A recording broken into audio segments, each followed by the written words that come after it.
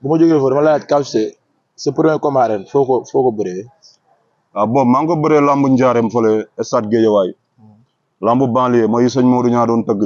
fa la tëgg sam premier combat maag bébé Balla Gaye kii bëre grand combat bi Gabar Singh ak Naaru Sokaas ñoo bëre grand combat man mu bëre premier combat. loolu 2000 lan la.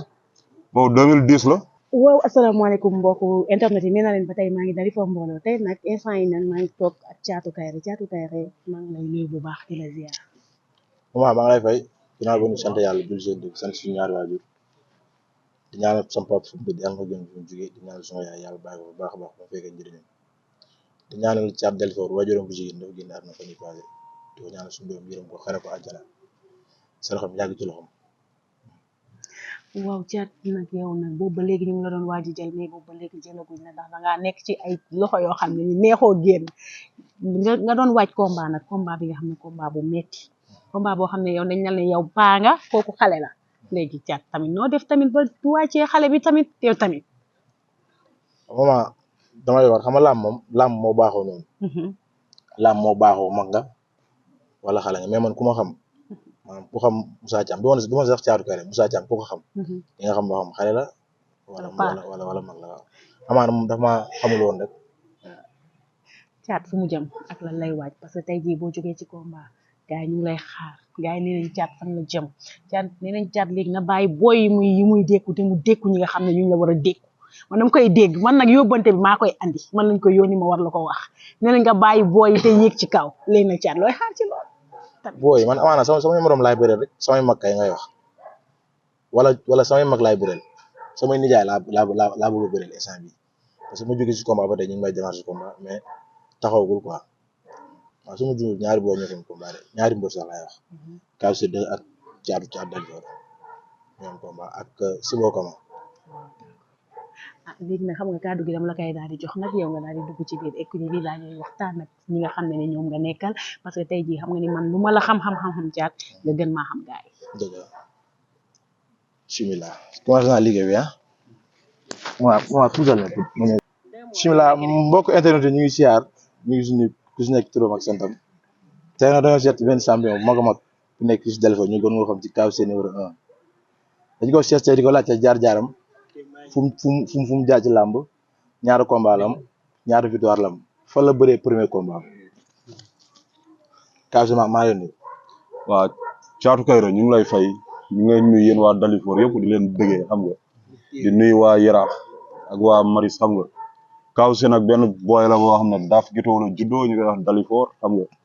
yaroo fi màggee fi jàngee fi école defee fi lépp jàngee fi métier jàngee fi bëre sama premier combat bu ma bëri nag maa ngi ko bëree ko ñu Baobab mooy fi atelier Baobab bi nekk noonu foofu lañ tëggoon benn mbapat ma bëri fa ak sam benn gaan ku ñuy wax Idi Sané Vandam ñu koy wax Mbartin xam nga Mbartin bi sax da koy bañ mais man dama koy wax Mbartin ma bëree dem ba demi final Serigne dan ma sama waa ji Serigne Gueye magu Tafa Gueye magu Thiatou Dalifort moo ma daan boobu ba léegi maa ngi koy laaj revanche nag mu bañ mais lamb ñu ma si dugal nag mooy ñoom Adama Sakho xam nga ñoom Ibrahima Gueye booy Dalifort ñoom Kairé Junior maa leen doon toogal ci mukaay yàgg dem mbapat fu ne ay Stade Assane Diouf Parcelles xam nga ay mbapatu Thiaroye Pikine Yaraax fépp lañ doon dem mbapat di seetaan yi gars yi di toog ci mukaay leen seetaan gars yi di bëre ñu dem ba am amour bi dugg si nag yaa ngi dégg ma bëre fii mbapat Dalifort fii laa débuté xam nga génn commencé dem ay Yaraax Parcelles Guédiawaye Pikine Fass jóge foofu dugg lambu séeréer adressé gaal gi Ndefleng xam nga Fatick jaxase di dem di mbëkk rek dugg ba bënn frontière biir Gambie dem ay fële Banjul bëre fa dem Bakaaw bëre fa dem Serekunda bëre fa ñëwaat toog Dalifort nag. bu ma jógee foofu dama laaj Kaw Cissé sa premier combat ren foo ko bëree. waaw bon maa ngi ko bëree lambu njaareem fële stade Guédiawaye lambu banlieue mooy sëñ Modou ñaa doon tëgg fa la tëgg sam premier combat maag bébé Balla Gaye kii bëre grand combat bi Gabar Singh ak Naaru Sokaas ñoo bëre grand combat man mu bëre premier combat. loolu 2000 lan la. bon 2010 la lambu jooj 2010 la woon mooy sam premier combat arène waaw. kon su ma juumul def nga ci làmb 14 ans. waaw année bi def naa si 14 ans bientôt 15 ans ndax 2024 bi jeex na dee na ay jours a si des instant yi 2025 la ñuy wax janvier bii di ñëw laay am 15 ans si lamb ji. mais def nga ñaata combat kaw. def naa 11 combats su ma juumul non 12 combats laa def waaw am 9 victoires ak 3 défaites waaw. loolu rafet na trop ñu ngi ciy kontaan bu baax a baax Kaw Sène ñu lay bàyyi jël sa beneen morom. waaw jaajëf ñu ngi kontaan bu baax a baax site internet bi Esprit bi la waaw ñu ngi siy kontaan bu baax a baax di si bëggee maman di si bëggee Codé xam nga gis nañ leen nu ñu sonnee si job bi xam nga mais ñu ngi wax waa Dalifor nag nañ ñu gën a jàppale teg ñu loxo ñun seen doom lañu ñun ay doomu Dalifor lañu deret bi mooy daw suñu yaram yaa ngi dégg deretu Dalifor mooy daw suñu yaram yaa ngi dégg bu ñu yàq lamb ji tamit nañu jox mbër yi ñu bëree gain yaay promoteur yi nañ bàyyi ñuy def lamb ji mu ngi commencé yàqu te li koy yàq ñëpp xam nañ ko nañuy boole combat jànk yu baax yi yu neex yi gars yi di bëre ñuy boole booy seen biir ñuy bëre mais booy bu bëree ñaari combat ñu jox la benn paa bu màgget nga daan ko gars yi aj la ci kaw a kaw ne yaa fi nekk te newoo fi te ñeme woo say morom loolu laa gën a am si lu may wax CNG bu bees bi na jóg si loolu nay boole ay palmarès mbëri am 10 combats 10 victoires bala seen palmarès yi tolloo ñu tëggu combat yooyu mais da ngay gis mbër bu am 2 victoires ñu jox ko am 10 combats loolu dëgg du yoon loolu moo gën a suuxal lamb ji jaajëf. ok merci. ci Kaw Sène numéro 2 moo am combat nag mais mu gëj a bëre trop ñu koy laajte lu war a raar bi parce que champion la lamb bàyyi na ko xel trop Kaw Sène maa lay nuyu. bëgg Thiatou Kairé maa lay ziar bu baax a baax di sant waa Dalifor bu baax mu xool di wax kii nag mu xool fan affaire bi mu def mu xool nice na trop xam nga waaw mu xool ñoo koy kontaanee bu baax a baax mu xool di wax nag mu xool di wax waa Dalifor mu xool seen doom am na combat le 18 janvier mag Boy Kaza si kàttanu Yàlla waaw. bu ma jógee foofu Kaw Sène 2 ma lay laajte ban année nga dugg si làmb. man ay 2019 laa dugg si làmb 2019 laa dugg si làmb mat kan sax kooku sa plan naa tur bi wante sama premier combat mu xool dama kaa ñàkk quoi après sama deuxième combat mu ñëw am caatu libu gi après si laa commencé noonu di daan. mais gis nañ sa deux combats yi mujj nga jóge si ak tolof yu métti lu waral loolu ba xam yaa ngi waaj saison bi. waa lamb mënul ñàkk xam na comme loolu lamb ñoo baaxoo daan ak maximum ak victoire xam nga mu xool di waajal nag xam Boy Kaza mu xool bu yebba nga pare bu baax a baax damaa soxla wër na Serigne Touba damaa soxla mu xool le 18 lu métti moo la fay xaar barke alxuraan te ndaw laa damaa soxla tawaa Dalifor maa yàkkamte mu xool sama deux combats maa juumal la te loolu lamb ñu ànd quoi mu xool moo yàlla mooy may ndam quoi combat maa ñaan yàlla mu xool daan ko jëli bu rëy si kàttanu Yàlla. incha allah looy tàggatoo sa dernière question. waaw di tàggatoo nag après di wax nag mu xool temps yi daa benn kiis bi métti bi ñu daloon mu yaay caat mu xool ñoo koy masawu te affaire bi daa métti lool mu xool di koy jaar ay bépp wàllu xam nga affaire bi métti na lool di wax caat nag mu muñ lool xam ne mooy àdduna quoi suñu soxla. ok merci Kaw Sène 2 ñu lay ziar. Thiatou Kairé moo caatu Dalifor ñu gën nga xam champion bu mag a mag def ñaata combat. 7 combats la. ñaata victoire. 6 victoire benn défaite. ok caat ban année nga dugg ci làmb. ay 2023 yooyu de je pense waaw 2023 yooyu.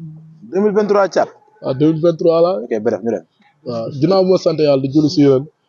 di sant sama ñaari waajur xam nga di sant gaa yëpp xam nga di sant waa Dalifor bu baax a baax a baax a baax ñu ngi sant ñëpp waaw ñu ngi sant ñëpp cat ba cat daal xam nga bàyyiwuñ kenn. ok caat ñu ngi lay masawu sa waajur bu jigéen bi nga ñàkk di la ñaanal saraxam yàgg sa loxo bu baax a baax ñu dégg ne da nga jël sa combat yow la joor am nga date wala amagoo date. non ginnaaw waaw bu ñu waxee sama côté mère quoi sama yaay moom xam nga rek yàlla na koy fële na la yàlla na ko yàlla dugal aljana firdaws di ko ñaanal bépp yaay mu fa fekk ak ñëpp bépp jullit ñu ngi koy ñaanal. Dalifor nag nañ jàppale booy yi xam nga nañ jàppale jeunes yi bu baax a baax a baax tey Thiatou Kairé dafa bëre dafa xàll yoonam quoi kenn tànnalu ko dara dafa xàll yoonam bëre daan ay champion dama bëgg Dalifor nañu mobiliser di jàppale mbëri ñun loolu lañ fi am amul koñ ak koñ quoi tey Thiatou Kairé dafa wane boppam ci bépp côté tey su amee combat waa écurie Beuleuneul dañu war a sensibiliser seen booy quoi di jàppale Thiatou Kairé di wax Dalifort bi yëpp ñu génn jàppale ko parce que moom champion la ku ci mel ne Kaw Cissé 2 tamit dafa am combat ñu ngi koy ñaanal ndam bu baax a baax a baax a baax waaw di ñaanal sama mère fu mu tëdd yàlla na yàlla seddal suuf si kaw di ñaanal bépp mbër maa ngi lay ñaanal jàmm ak salaam képp ku ma tooñ nag maa ngi ñaan ngeen jégal ma yéen ñëpp ngeen jégal ngeen baal ma àq làmb moo demee noonu rek maa ngi baalu ñëpp xam nga mooy loolu noonu quoi waaw. seet si benn xale bu ñuy wax Mame Balla Junior Mame Balla ñu lay nuyu. Thiat maa ngi lay fay di nuyu femme bi nga xamante ne moo ñu fi seet ak waa ji xam nga di leen wan ni li ngeen def rafet na daal waaw ay doomu aadama lii lañ mën a njëriñante jàppalante quoi di sant gaa yëpp di nuyu gaa yëpp tamit waaye déglu. Mame Balla ginnaaw bi ñu la nuyoo di la laajte Mame Balla ban année nga dugg ci làmb ak ñaata combat nga am. 2003. 2003 nga dugg ci làmb. 2023 wala 2023 laa dugg si làmb quoi. Mame Balla daa jum dañ koy nangul loolu. waaw mais ñaata combat nga am. waaw am naa 3 combats nag 2 défaites quoi waaw mais sama combat yëpp xam nga mun naa ne tamit man maay daan sama bopp ndax affaire de fougue de jeunesse laay indee quoi te sama làmb yëpp soo xoolee tamit xam nga gars yi ma bëreel yëpp moo loolu noonu daal soo xoolee tolle wuñu maa sax mais sama jàmbaar ak sama jom xam nga moo tax may bëre ak ñoom daal. waaw. foo jëm Mame Balla. waaw ñu ngi si yoon bi rek di bay suñu waar comme yeneen gars yi di ñaan yàlla eggal ñu quoi ndax doomu aadama moom mënul quoi waaw suñu borom ku mu jàppale rek a fi ne mais ku ñu puus amul waaw suñu borom bu waxee waaw la xam nga di ñaan yàlla suñu borom wax waaw xam nga di ñaanal gars yi di ñaanal sama maam nag xam nga yaay Thiat Dalifort sama maam la quoi moom ma yar ma koy ñaanal yàlla na ko yàlla yërëm taxare ko àjjana suuf edd si kawam fi mu jëm gënal ko fi mu jógee ndax wax dëgg yàlla nekk na fi ba nu mu fi jógee xam nga mosuma xam si moom lu ñaaw tamit quoi di ko ñaanal tamit xam nga yàlla na ko yàlla yërëm taxare ko àjjana xam nga foofu du noof laayam daal di bëggee waat waa écurie bi yëpp gars yi ñëpp xam nga ku tudd tur xam nga da ngay kii quoi da ngay juum maa ngi sant gars yëpp di sant Dieng Korso nee ko sonn suñu quoi waaw di santaat sama yaay bu baax a baax di ko ñaanal wér di ñaanal sama papa yàlla na ko yàlla yërëm taxare ko àjjana bu baax a baax alhamdulilah ok jaajëf gars yi. monsieur Mbaye bëgg nañ la. champion boo xam ne kenn du ko présenté ci wàllu lutte simple muy Sibo Kama ñu ngi lay nuyu. Moussa fay naa la ma sant yàlla julli si yonanti sant sama ñaari waajur sant waa Dalifort yëpp bàyyuma kenn sant waa Jaxaw Siin si rafetu teewaay bi kii ndaw si dema paretor bi ndax si mu def mama rafet na trop kontaan nañ ci yow trop bilaay. Sibo Kama ban année nga dugg ci làmb dóor. man xam naa 2020 la commencé dugg si bëre door ndax man si simple bi laa focus woon waaw si simple bi daal laa nekkoon ndax say bi ma ñëwee fii si écurie bi laa commencé dugg si door bi waaw. ñu dégg na nga am combat yow kan. man am naa combat man ak ku ñu wax clandestin yaakaar naa Pikine la dëkk waaw. Sibo Kama ñaata combat nga am. non bii moo nekk sama 2e combat nag waaw ndax amaguma défaite ñaanuma ko yàlla wala bu soobee yàlla. Sibo Kama ba nga ñëwee si équipe bi yàgg na yàggul lan moo la neex fi si équipe bi ak lan moo la naqari. non man daanaka 2 ans laa def ci équipe bi ndax di ci ma ko bi ma nekkee si équipe bi gars yi daal def maa yaatal si équipe bi jaar naa si yeneen équipe yi it ndax li may sentir fii daal mosuma ko sentir si benn équipe moom waaw. di la ñaanal ak yow bonne continuation. nga wàcce combat bi bu baax a baax suñu borom may la ndam. amiin ci am kontaan naa. looy tàggatoo non maa ngi ñaanal Dieng mu yàgg fi lool ak wér ak sama mbokku mbër yëpp bàyyuma kenn di sant waa Dalifort yëpp di sant mama bu baax lu muy def rafet na macha allah jërëjëf. sunu mbër yi nekk fii ñu jël mbër yëpp mu des ñaari coach yi ñu njëkkee nuyoo bi ci coach Cheikh ñu kon nga xam ci lutte gréco-romaine lutte libre borom Maroc di ko nuyu Cheikh. Thiam ñu ngi lay nuyu di la fay di nuyu ñu fi teew ñëpp di jaale Baye Ale di ko jaale waa équipe bi yëpp yaay yàlla na ko yàlla yërëm te xaare ko àjjana. asalaamaaleykum wa rahmatullahi taala wa barakatuhu. coach Cheikh bi nga ñëwee équipe Dalifort mbooloo yàgg na wala yàggul. waaw ba mu ñëwee écurie Dalifort yàggul dafa moo fi 2 ans parce que mun naa xool 1 an et quelque laa fi defagul presque 2 ans waaw. équipe loo gis doxalin bi am na changement wala ba nga ñëwee ba tey. waaw ba ma ñëwee fekk naa fi sax changement ba ma ñëwee sax dama fekk équipe di dox dama ñëw fekk équipe di dox fekk leen ngeen di entraîner ak Dieng coach Dieng ma ñëw mu yaatal ma waxtaan ak moom mu ne ma mën nga ñëw ci équipe bi nga ñëw gunge ma ak xale yi ma ne ko am benn problème incha allah moom nag mu baax lool waaw. boobu ba tey ba nga ñëwee ba tey si équipe bi gis nañ ni yaa ngi doxal yaa ngi entraîneur mbër yi normal mais yow sa jaar-jaar lañu loo xam dégg nañ sportif nga yàgg nga ci affaire yi quoi. waaw laaj nga ma lu ma neex nag sama jaar-jaar waaw bu fekkee ci côté sport mun nañ ci waxtaan lu bari ndax sama jaar-jaar boo xoolee bon affaire bu bëre yàlla may na ma ci daal affaire bu bëre yàlla may na ma ci sama jaar-jaar dëgg la bon musuma bëri arène nag mais dama doon accompagner ay mbër bëri na ay mbër yoo xam dama doon préparer loolu ay 2007 2008 am na mbër yu bëri yoo xam ne man doon naa am na fu ma jaar ak ñoom quoi ku mel ni ay kon ku mel ni Diène Kairé ku mel ni ay Passidi doomu kat yi mbër yu bëri yoo xam ne am na fu ma jaar ak ñoom daal waaw. mais yow ligue gréco-romaine ñaata médaille nga si jël. waaw ligue gréco-romaine bon mën naa wax au niveau international la parce que man dama nekkoon club bu ñuy wax El Jadida laa nekkoon doon compétir foofu mais club boobu Maroc la nekk quoi bon médaille yu ma jël jël naa médaille championnat Maroc coupe du trône mais yooyu yëpp par année la quoi waaw par année la quoi waaw par année la xam naa loolu day xaw a compliqué ci yow quoi. mais fan yii dañoo gis ni dematoo wala.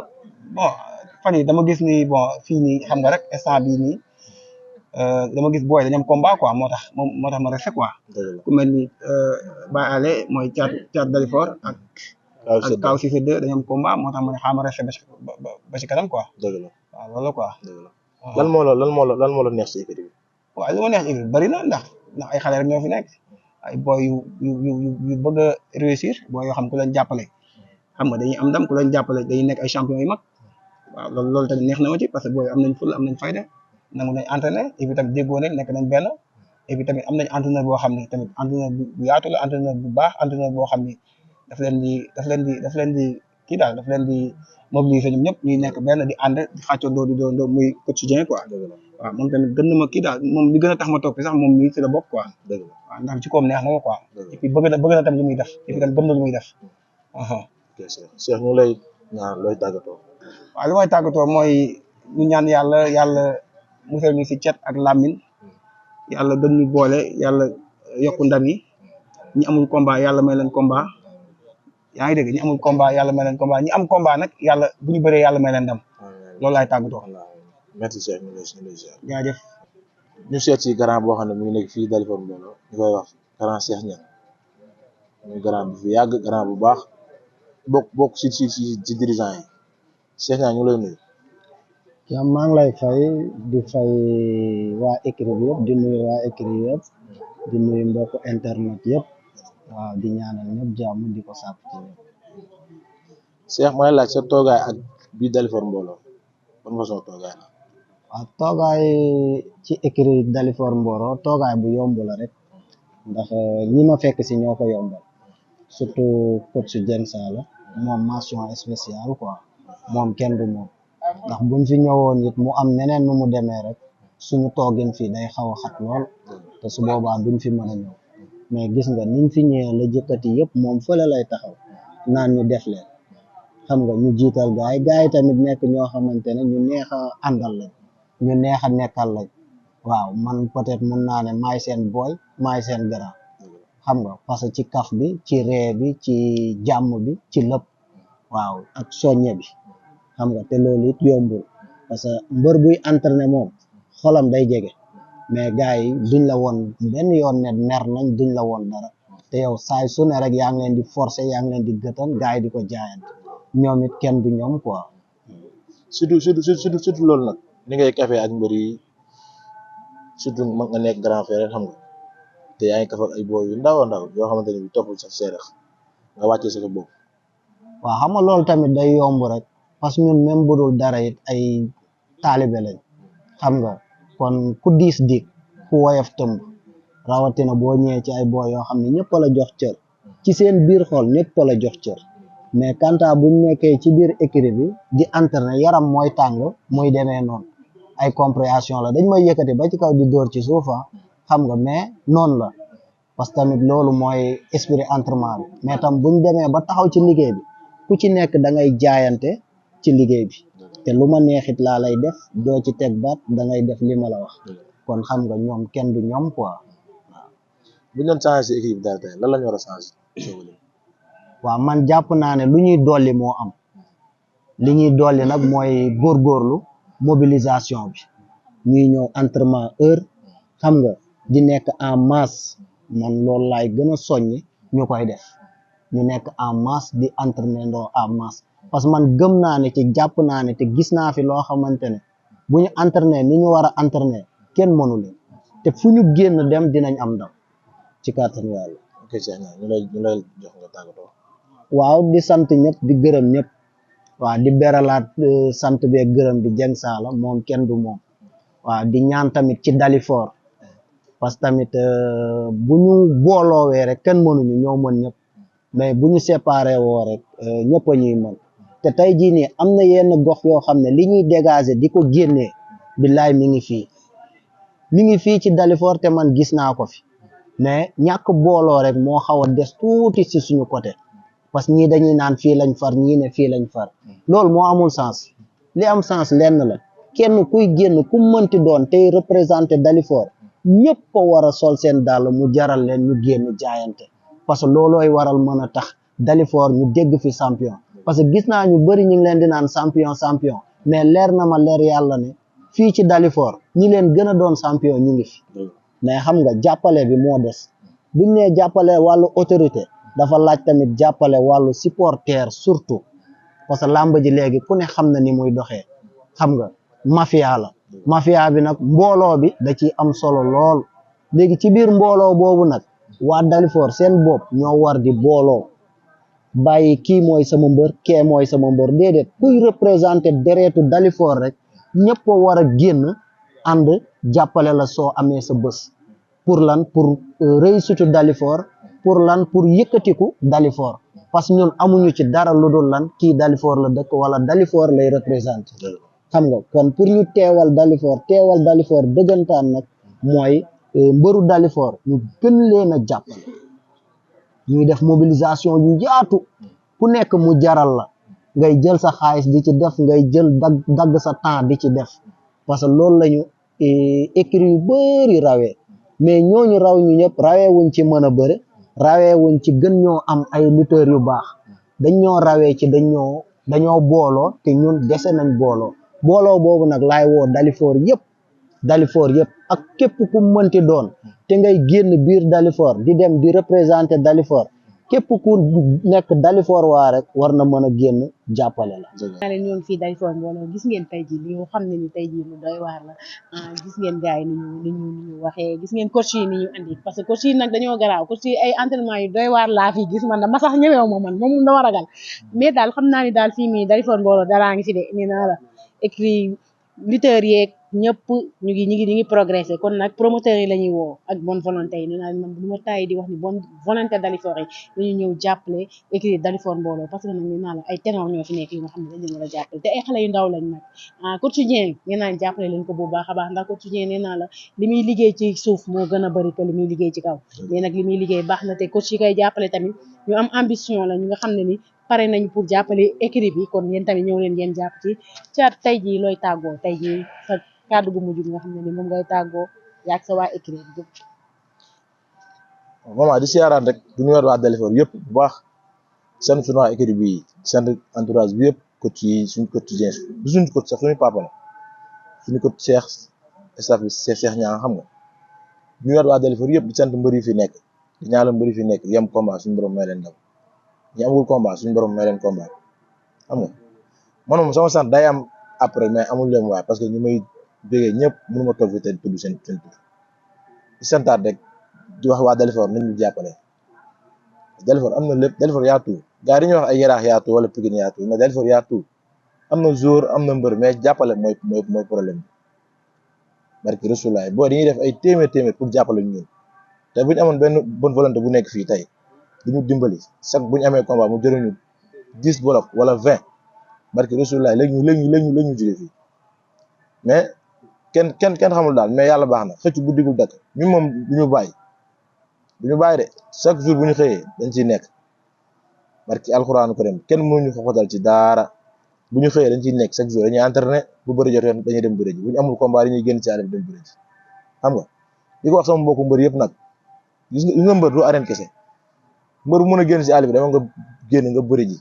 bu dee mbër nga laa wax de xaw ma nag da ngay entraîné pour toog bu dee mbër nga da ngay bëre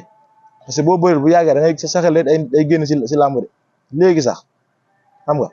du ñu war waa Dalifort yëpp bu dee wax naa benn fët bu ndaw maa ngi jégalu ci gaa yëpp. waa kay ñu jaajëfal ko bu baax a baax kooku di Thiatou Kairé bu baax nee naa ci dalal bi ci yombalal bi ci lépp mag leen ciy sant mag bu baax a baax di leen gërëm di gërëm bu baax coach mi nga xam ne jàppaleen na ma bu baax a baax pour émission bi daal di jaax ci yoon waaye tamit nee naa leen may woo ministre de la pêche mi nga xam ne moo ngi fii ci ginnaaw maa ngi koy woo mu ñëw jàppale écurie bi bu baax a baax nee naa leen waa Ndiaye Pro xaar leen moom maa ngi ñëwaat ak émission bi nga xam ne bu doy waar